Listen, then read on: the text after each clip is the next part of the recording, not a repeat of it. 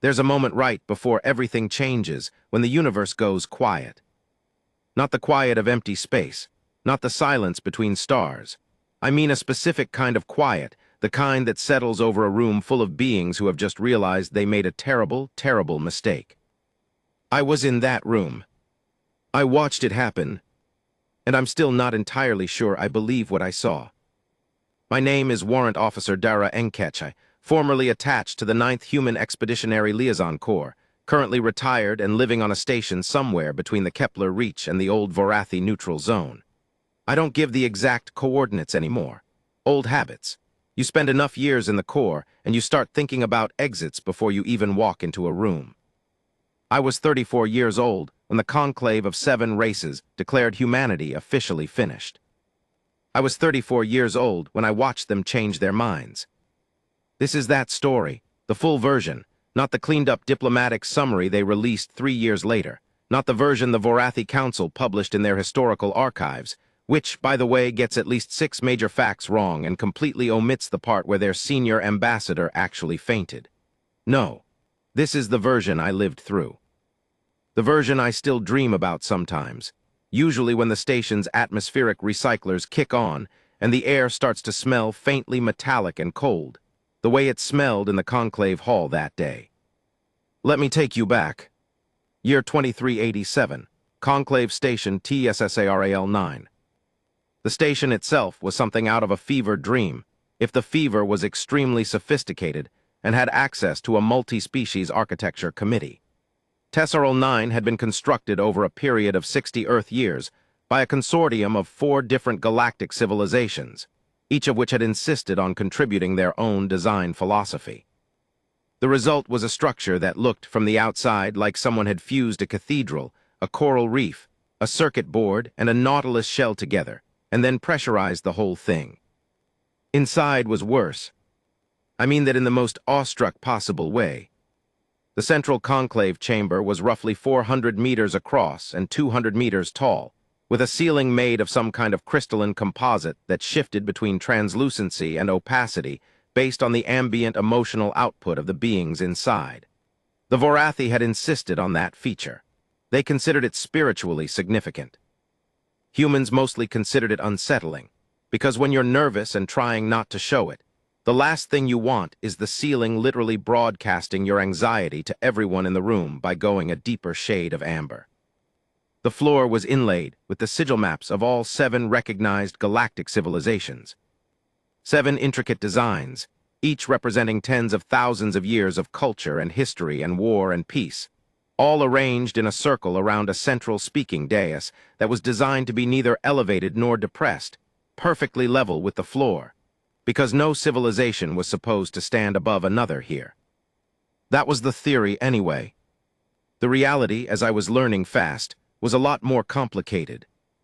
I was standing in the observer gallery, a curved balcony running the inner circumference of the chamber, about 30 meters up.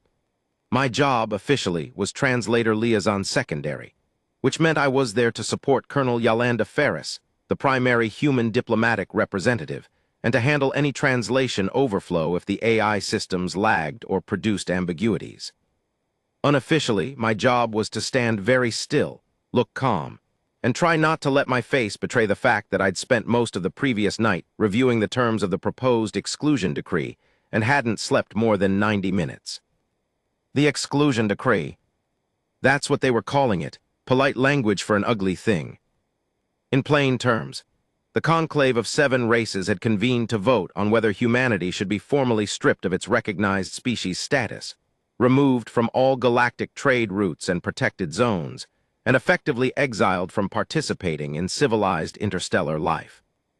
The official reason was what they called the Karath Incident, a military engagement 4 months earlier in which a human deep strike battalion had responded to a Karath raiding operation in the Delvari system, with what the conclave described as disproportionate, destabilizing, and frankly alarming force.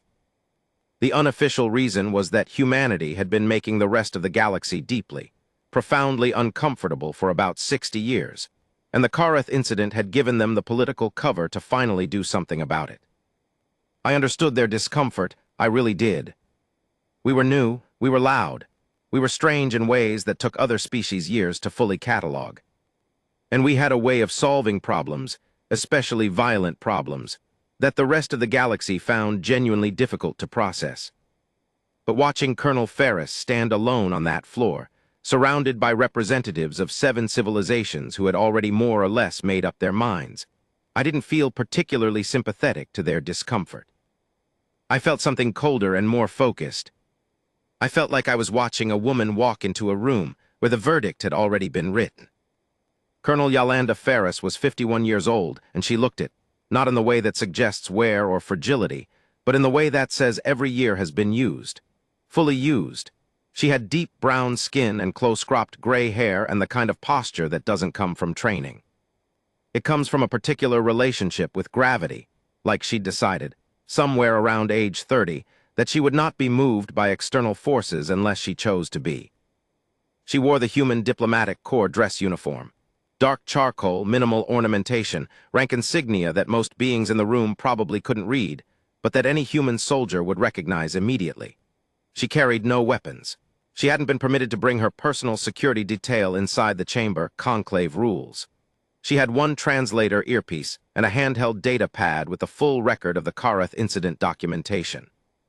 She stood at the speaking dais and looked out at the assembled representatives with an expression I can only describe as patient. Not calm, not nervous, patient. Like she had all the time in the world and was comfortable using it. The first arbiter of the conclave was a Vorathi elder named Sail Mirith. The Vorathi were physically something like a cross between a mantis and an oak tree, tall, multi-limbed, with bark-like dermal plates and enormous compound eyes that caught light in shifting prismatic patterns. They were also among the oldest spacefaring civilizations in the known galaxy, which meant that when Sail Mirith spoke, every other being in the room listened. Not out of protocol, though protocol demanded it.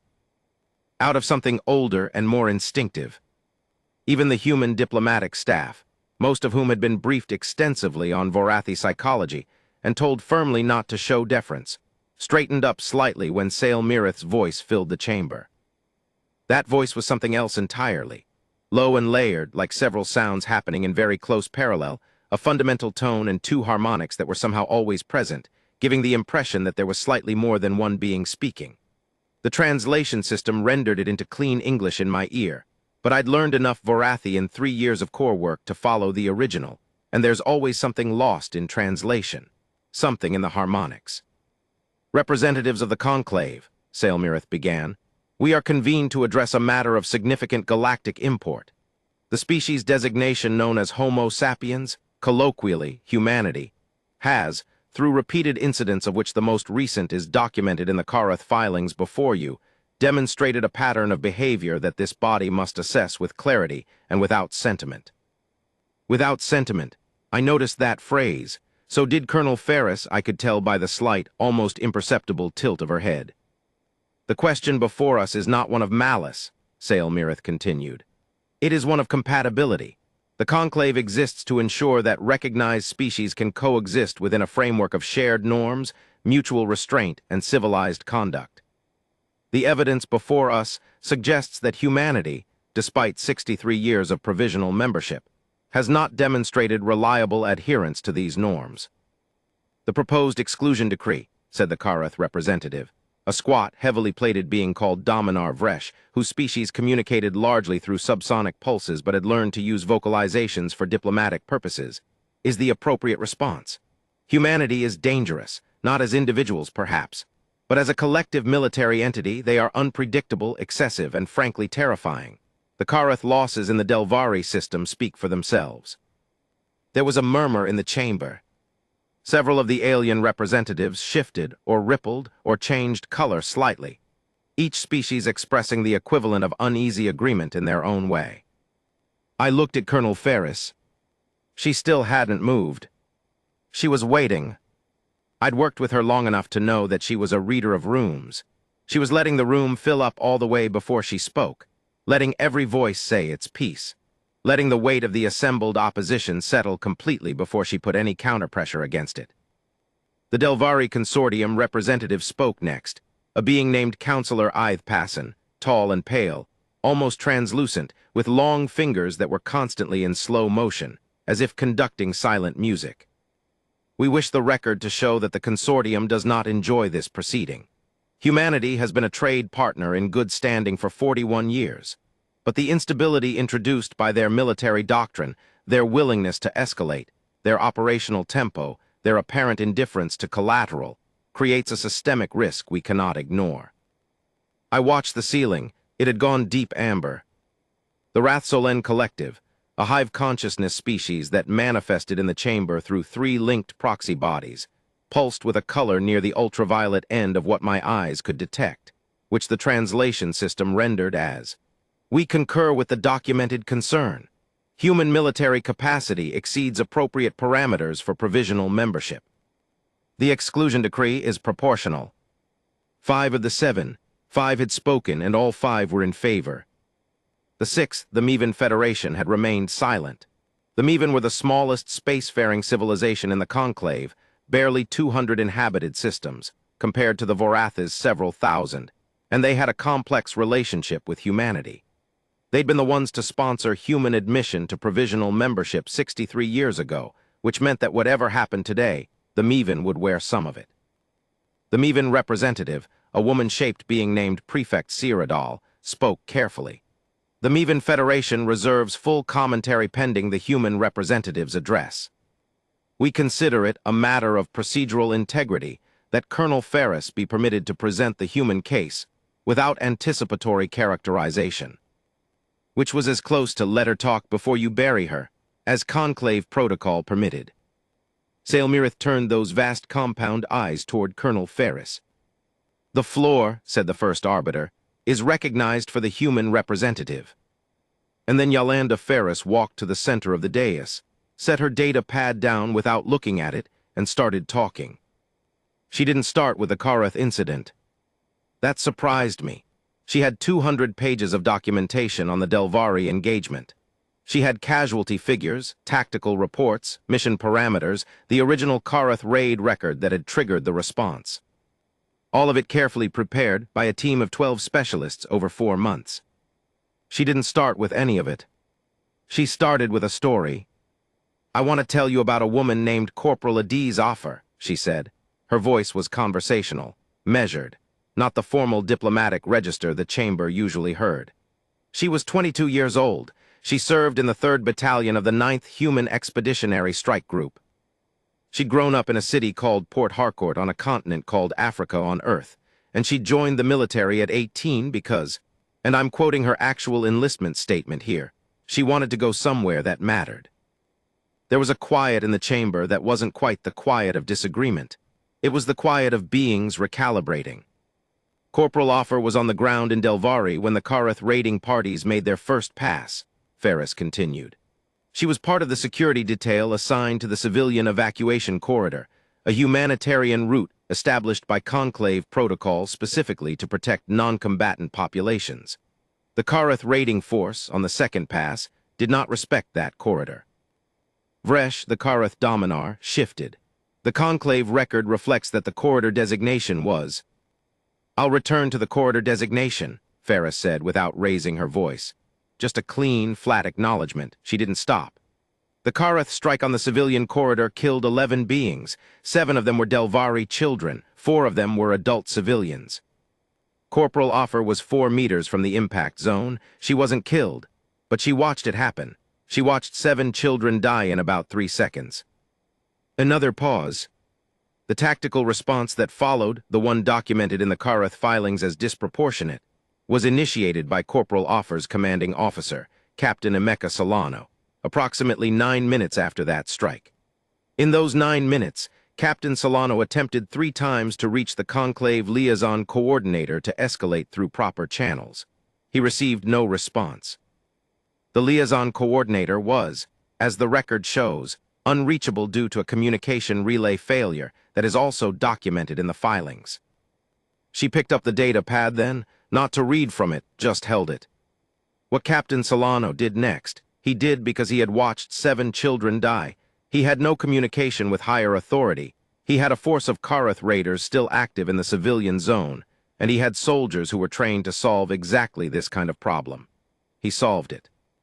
She set the pad down again. 41 Karath combatants, eliminated in 14 minutes. 0 additional civilian casualties. The evacuation corridor was secured and remained operational for the subsequent 60 hours of the withdrawal operation. 2,308 civilian beings, Delvari, Mevin, and 3 others, were evacuated through that corridor. The chamber was very quiet. Not amber quiet, something else. Dominar Vresh, Ferris said, turning to look directly at the Karath representative. The filing your delegation submitted describes my soldiers' response as disproportionate. I want to ask you something, and I'd appreciate a genuine answer rather than a diplomatic one. What response, in your assessment, would have been proportionate, given 7 dead children, given no communication with higher authority, given an active raiding force still in a protected civilian zone? What would have been the correct thing to do? Vresh didn't answer. The silence stretched for about 4 seconds, which, in a conclave chamber where every moment of dead air felt politically loaded, was approximately 3 seconds longer than comfortable. I'm not asking rhetorically, Ferris said. I genuinely want to know. Because if there's a framework, a protocol, a set of norms, a civilized standard of conduct, that produces a better outcome than 2,308 civilians evacuated alive, I want it on the record. I want my soldiers to know about it. I want Corporal Offer to know about it, because she still has nightmares about those 7 children. And if there was something Captain Solano could have done differently that would have saved them or reduced the need for subsequent force, she deserves to know. I was watching the ceiling again. It had changed color. It wasn't amber anymore. It had gone to something the Vorathi design specs described as uncertain silver. A color the composite displayed when the collective emotional register in the room shifted too quickly for the material to categorize cleanly. Vresh finally spoke. The proportionality standard is a post hoc metric applied by beings who were not present, Ferris said, still conversational, still patient. I understand that, Dominar. I'm not criticizing the standard itself. I'm asking what it would have looked like in practice, on the ground, with the timeline Captain Solano had. Another silence. Because here's what I need this conclave to understand, she said. And I need you to understand it not as a diplomatic argument or a legal defense, but as a factual statement about what human soldiers are, what they're built for, what they do. She paused, looked around the chamber slowly. When you put a human soldier in a situation where the only tools available are the ones they're trained to use, they will use them completely, not excessively completely. There's a difference. Excessive means beyond what the situation requires. Complete means exactly what the situation requires, executed without hesitation and without waste. My soldiers are trained to be complete. They are not trained to be proportional in the sense of applying partial solutions to complete problems. She let that settle. The galaxy has had 60 years to observe human military forces in various engagements, and the response, over and over, has been something that I understand, genuine discomfort with how effective we are. But I want to suggest to this conclave that effectiveness is not a character flaw, that thoroughness is not violence, and that the reason 7 Delvari children died in that corridor is not because my soldiers were in the system. It's because the beings who should never have targeted a protected civilian zone did so anyway. Prefect Cyrodiil of the Mevin Federation shifted slightly. Something in her posture had changed. Colonel Ferris, she said, and this was unusual, an interjection before the floor was formally yielded. You are arguing, essentially, that human military intervention was a protective force in this instance. I'm arguing that human military intervention was the reason anyone survived it, Ferris said. Yes. The session broke for what the conclave called a reflection interval. 30 minutes for the representatives to confer privately, refresh themselves as needed, and allow translators to catch up on any complex linguistic passages that required review. I came down from the observer gallery during the interval. Colonel Ferris was in the secondary consultation room adjacent to the chamber, a small space with no windows, 2 chairs, a low table, and an environmental system that was currently producing something between 22 and 23 degrees Celsius, which felt either slightly warm or slightly cool depending on how stressed you were. I was slightly warm. How's it reading up there? She asked me before I'd even fully come through the door. Uncertain, I said. The ceiling's been silver for about 40 minutes. She nodded like that was approximately what she'd expected. Vresh. Hard to read. His vocalizations are staying controlled, but the Karath delegation's secondary members looked uncomfortable when you cited the civilian evacuation numbers. Good. They should. She poured something from a thermal flask, coffee, which remained among humanity's most consistent diplomatic accessories, and sat back in her chair. The Mevin are movable. Cyrodiil's been on the fence for 6 months. If I can get her to abstain instead of supporting the decree, we break the consensus requirement. It doesn't kill the decree, but it delays it. Buys time. Time for what? She looked at me over the rim of her cup. Time for them to see what happens when human soldiers aren't in the systems they're about to close us out of, she said. Time for the Conclave to figure out who's going to respond to the next Karath raid if we're not there. I thought about that. It wasn't a comforting thought exactly, but it was a very clear one. Colonel, I said, they genuinely are afraid of us. I know. Not just diplomatically, actually afraid. I've been reading Vorathi expressions for 3 years, and Sail Mirith is. Frightened, yes, she set her cup down. That's the problem we're solving, not the legal one. The legal argument about Delvari is actually pretty clean. The real problem is 60 years of galactic neighbors watching us and not quite understanding what they're looking at. She paused. Do you know what the Vorathi's largest military engagement in the last 1,000 years was? I did. I'd studied it in the briefing materials. The expansion conflict with the Rathsolen about 400 years ago lasted 32 years, estimated 40 million casualties. 40 million casualties over 32 years, she repeated. For us, that's a rounding error. We lost more than that in the Second World War on one planet in 6 years before we even knew other civilizations existed. That's not a boast. It's context. She looked at her hands for a moment. We come from a world that spent most of its history trying to kill itself. We are the apex predators of a death world, and we've been walking around this very civilized galaxy for 60 years, and every species in that chamber has looked at us and seen something they can't quite name, but definitely don't like how it makes them feel. So what's the move? She looked up. We make them understand that the thing they're afraid of is also the thing standing between them and whatever's worse than us. I went back to the gallery for the second session. What happened next I didn't expect, even though looking back I should have. About 20 minutes into the second session, while Ferris was walking through the specific documentation of the Karath raid timeline, building her argument with the kind of careful precision that made me understand why she'd been chosen for this posting. The chamber's external alert system did something I had never seen it do before. It activated. Not a drill, not a procedural notification. The full external alert system, a cascading triple tone that every being in the galaxy who'd spent any time on a conclave station knew meant exactly one thing. Unidentified vessel, weapons active, inside the station perimeter. The chamber erupted. Not with panic, exactly. These were senior diplomatic representatives, and most of them had crisis training, but with the specific controlled urgency of beings who had just realized that a problem they had been discussing abstractly was possibly about to become concrete. The Vorathi security personnel in the chamber moved first. They were good, fast, and coordinated, moving to cover the primary representatives with the fluid efficiency of a species that had been doing organized protection for thousands of years. The Rathsolen proxies clustered together, which was presumably some kind of defensive posture for a hive consciousness. Vresh and the Karath delegation moved toward the chamber's emergency exit. Colonel Ferris didn't move. She stood at the speaking dais and watched the room respond to the alert, and her face was doing something interesting. Not calm, something more active than calm. She was calculating. I was already at the comm panel on the gallery railing, pulling up the external sensor feed. What I saw on that feed made my stomach drop approximately 6 floors. 3 Karath heavy assault vessels, not the Raider-class ships from the Delvari incident, but full military-grade combat platforms, had dropped out of FTL at approximately 40,000 kilometers from Tesseril 9 and were decelerating toward the station at combat approach speed. They were broadcasting no identification. They were running active weapons arrays.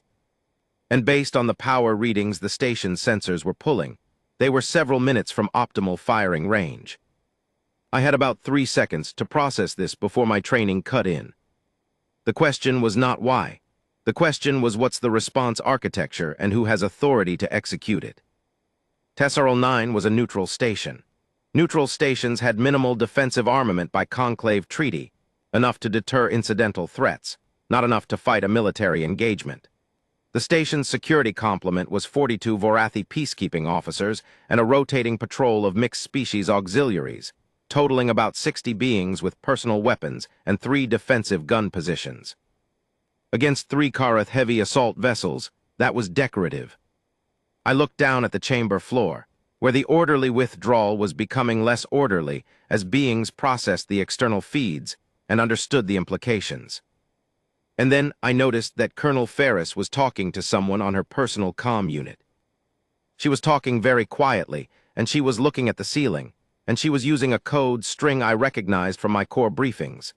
A string I'd never heard used in an actual situation, only in training scenarios.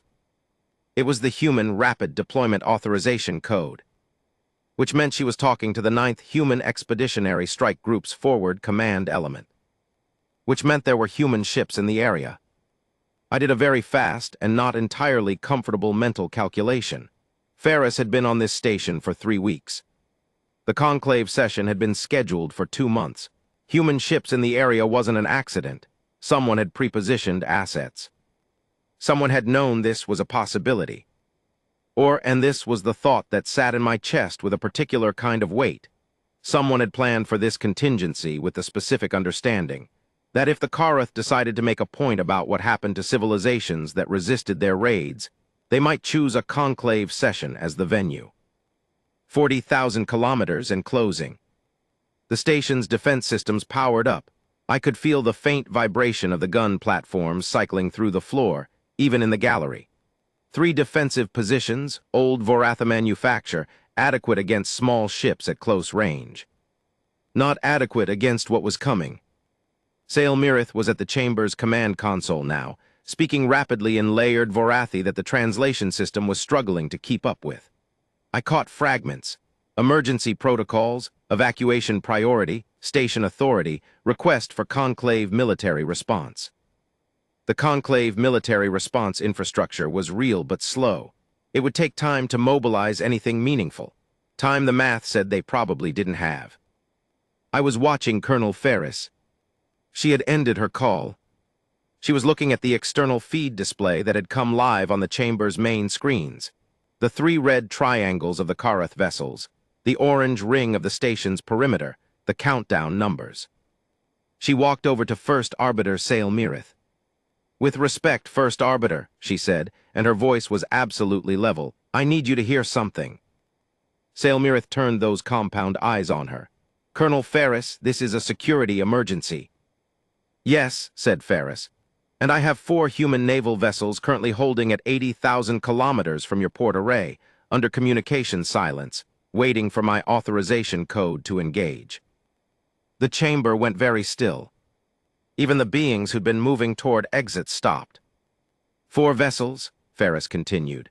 Forward combat designation, fully armed, crewed by the same class of soldiers we spent the last 4 hours debating the danger of.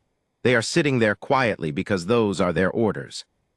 They will continue sitting there quietly if that's what I tell them, she paused. Or they can do their job. Sail Mirith stared at her.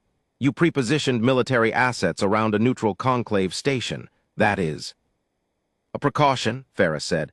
The same kind of precaution that human military doctrine has been executing for 60 years. We read situations, we prepare for contingencies. We have assets in place before we need them so that when we need them, we don't have to wait. She gestured at the main screen. 3 Karath heavy assault platforms. Your station defense cannot stop them. Your conclave emergency response is realistically 40 minutes minimum. My ships are 80,000 kilometers away, and already armed and already pointed at the problem. The Karath delegation, Sail Mirith started. The Karath delegation, Ferris said, without looking at Vresh, made a choice today about how to respond to a conclave proceeding that wasn't going their way. That's between you and them. What I'm telling you is that you have a decision to make in the next approximately 90 seconds before those platforms reach firing range. 90 seconds. In the observer gallery, I had stopped breathing. Sail Mirith looked at the screen, looked at Ferris.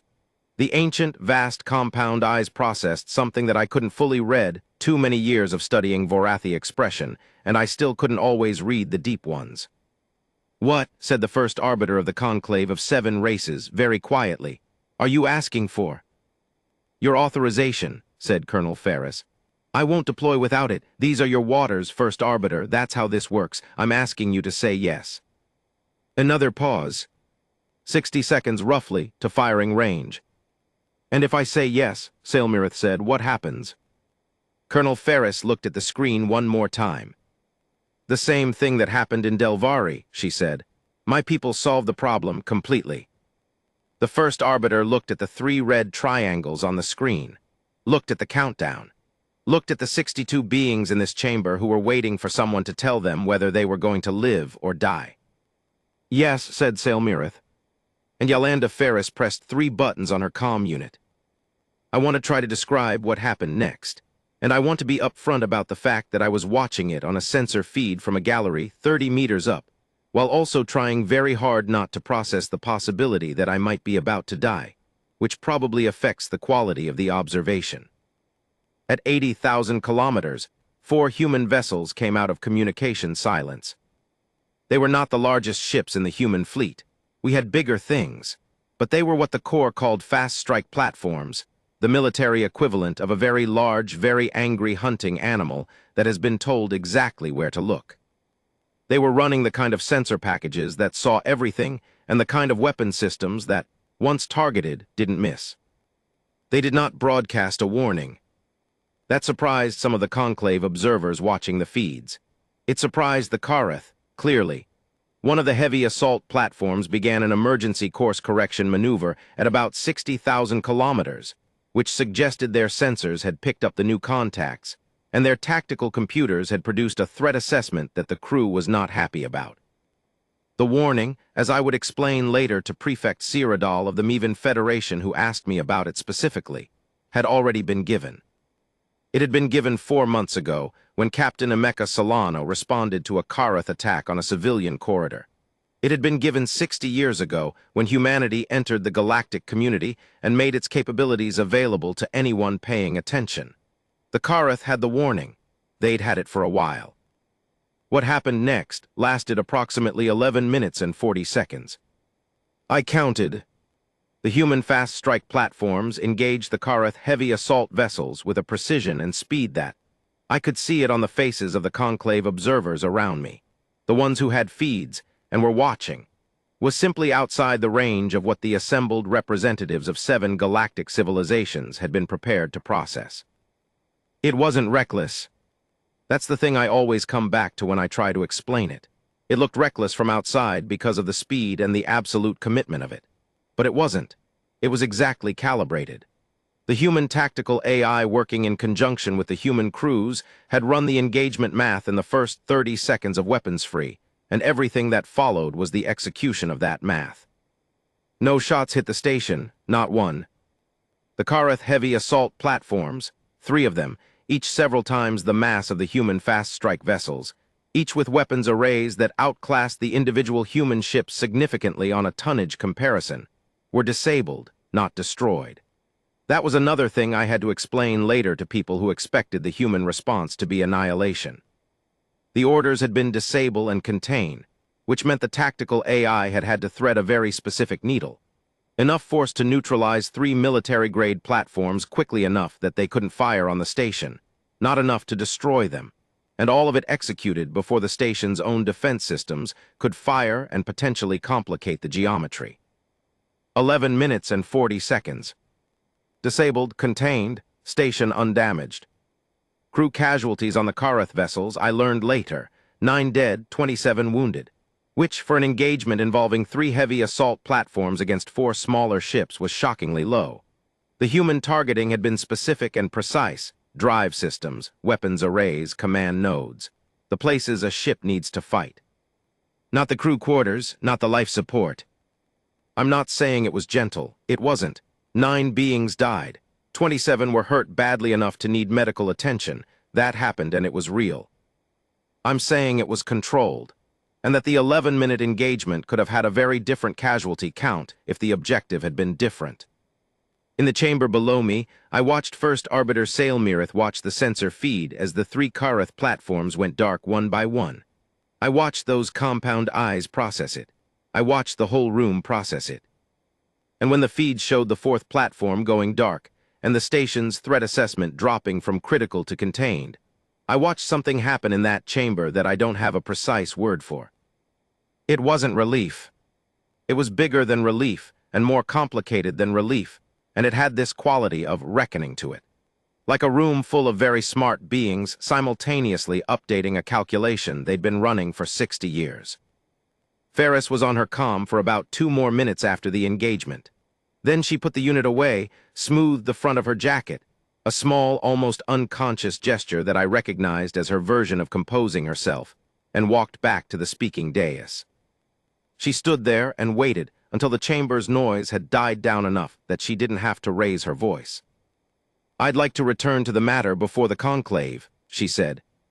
It was such an ordinary sentence for such an extraordinary moment that several beings in the chamber did something that I think, across multiple species, amounted to a laugh.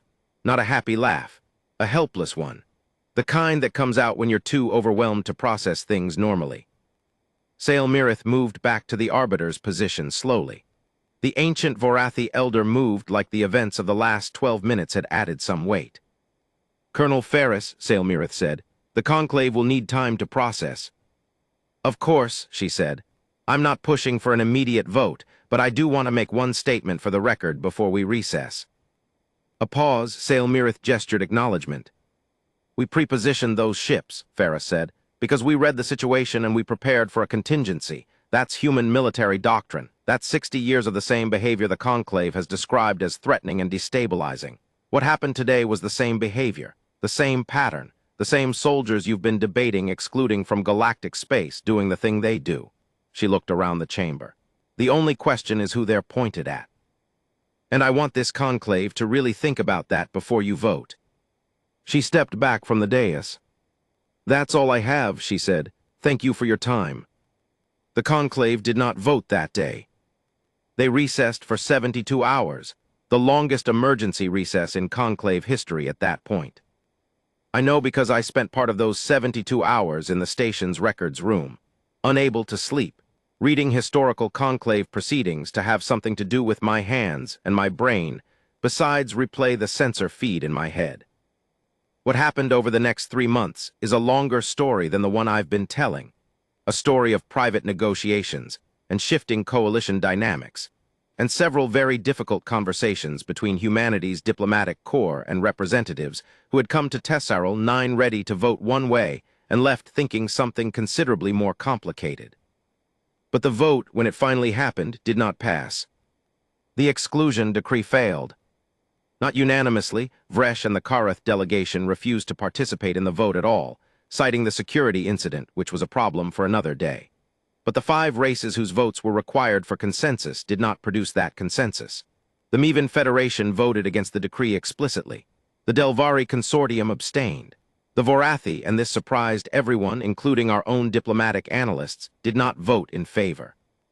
Sailmirith stated the Vorathi position in a prepared address that I've read probably 100 times since. It was careful and precise and diplomatically measured, and stripped of all the formal language. What it said was this: "We do not fully understand humanity. We are not entirely comfortable with humanity. But we watched what they did today, and we understand something we did not understand before this session. The thing we are afraid of is a tool. And the question of whether a tool is dangerous or protective is, entirely, a question of who is holding it and what they're pointed at." It wasn't an endorsement, it wasn't warm. But it was true. I left Tessarol 9 4 days after the vote. I had a transit to make to the Kepler Reach for a follow-on assignment that suddenly felt much less urgent than it had before the session. Colonel Ferris found me in the station's transit lounge. She sat down across from me without asking and poured coffee from a flask that she apparently carried everywhere as a matter of principle. She poured a cup for me too, without asking that either, which was very much in character. "You doing okay?" she said. "Probably," I said. I keep watching the sensor feed in my head, the 11 minutes. That'll pass. Will it? She considered some of it. We sat with that for a minute. The ships, I said. Pre-positioning, that was you. Core decision, she said. I made the recommendation, command approved it, contingency planning. How did you know the Kareth would move on the station? I didn't, she wrapped her hands around her cup. I knew they might. The Kareth have a doctrine, they call it pressure and yield. When they're losing ground diplomatically, they apply physical pressure and see if the other party yields. It's worked for them a lot. Most species, when they're confronted with that kind of pressure, do yield. Because the alternative is a military engagement, and most species, rightly, want to avoid that. We don't yield, I said. We don't yield, she agreed. We also don't attack without cause, but we prepare. Always. We read the situation, we model the contingencies, we put the assets in place, and then we wait. If the pressure never comes, those ships sit out there quiet and nobody ever knows they were there. If it comes. 11 minutes. 11 minutes. I looked at my coffee. Sailmirith said they don't fully understand us. That's right. Do you think they ever will? She thought about it, really thought, not the diplomatic answer. Partially, she said finally. They'll understand more than they do now. Today helped. But I think there's something at the core of what we are, what 60,000 years of fighting to survive on a planet that was actively trying to kill us built into us, that other species are going to look at and feel something they don't have a translation for. And I think that's okay. You don't have to fully understand something to decide it's useful. You don't have to fully understand something to decide you're glad it's on your side. She stood up, capped her flask. Get some rest on the transit, she said. You look like you haven't slept in 4 days. About right. Enkechai, she said my name the way she said everything, clean and direct, no excess. You held your post. You did your job. That's what soldiers do. The rest of it, the philosophy, the diplomatic implications, the galaxy's feelings about what we are, that gets processed later, on your own time. She walked away toward the departure bay. I sat there for a few more minutes with my coffee. The station's atmospheric processors hummed somewhere in the walls. The air smelled faintly metallic and cold. Outside the transit lounge's viewport, the stars were very still, and the darkness between them was enormous, and somewhere out in that darkness, 4 human fast-strike platforms were turning around and heading back to wherever they'd come from, their job done, their weapons quiet again, waiting for the next time someone needed them to be exactly what they were. There's a line I've heard attributed to several different human military strategists across several centuries, and I genuinely have no idea which one of them said it first. Maybe none of them. Maybe it's older than that. We do not wish to fight, but we will not pretend we cannot. I thought about that line a lot in the weeks after Tesseril 9.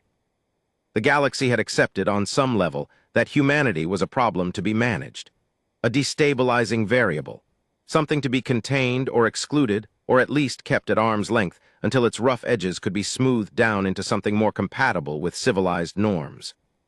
What they hadn't accepted, what they were in the process of learning, slowly and in the way that most real lessons get learned, which is through experience rather than argument, was that the rough edges weren't a design flaw. They were the design. 60,000 years of surviving on a planet that produced dinosaur-scale predators and ice ages and volcanic winters and diseases, and each other. 60,000 years of the selection pressure that comes from living on a world that will kill you if you stop paying attention for 5 minutes. That's not something you smooth off. That's not a phase humanity was going to grow through and emerge from the other side of. Pink and harmless and compatible with beings who had been spacefaring for 10,000 years longer, and had maybe forgotten, just a little, what it felt like to really fight for survival. We hadn't forgotten. We remembered in our bones, in the way our soldiers trained past exhaustion and then trained some more, in the way our tacticians ran contingency after contingency, modeling threats that hadn't materialized yet, prepositioning assets for wars that might never come. In the way Corporal Adie's offer had watched 7 children die and 4 months later was still in uniform, still on duty, still standing post. The galaxy had accepted defeat, its own version of defeat, the slow diplomatic defeat of watching the exclusion decree fail and the Kareth platforms go dark, and in accepting it had learned something. The lesson was not that humans were noble, or gentle, or easy to understand. The lesson was that we were real. And that real had consequences,